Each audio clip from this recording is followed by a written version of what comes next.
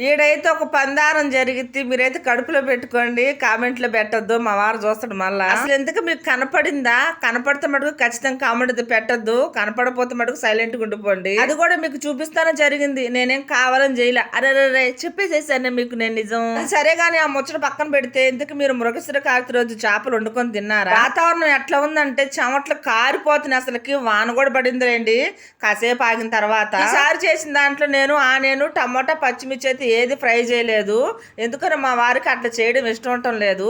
అందుకని ఒకసారి ట్రై చేద్దాం ఇట్లా కూడా అని ఏమీ ఫ్రై చేయకుండా మామూలు చింతపండు నీళ్ళు వేసి అంత మసాలా పొడి వేసి చేపల పులుసు పెట్టాను. ఒక మామిడికాయ కూడా తెచ్చారులేండి, అది కూడా వేసాను. ఎంత టేస్ట్ బాగుందంటే చేప రవ్వ అంట, దాని పేరు వచ్చేసి రవ్వ అంట. అసలుకి భలే సూపర్ టేస్ట్ ఉంది చేపల కూర మటుకు. చేప టేస్ట్ బాగుంది కాబట్టి కూర టేస్ట్ కూడా బాగుంది. పలుసగా ఉంది ఏందనుకుంటున్నారా? కొద్దిగా చల్లబడిందంటే చిక్కగా అయిపోద్ది.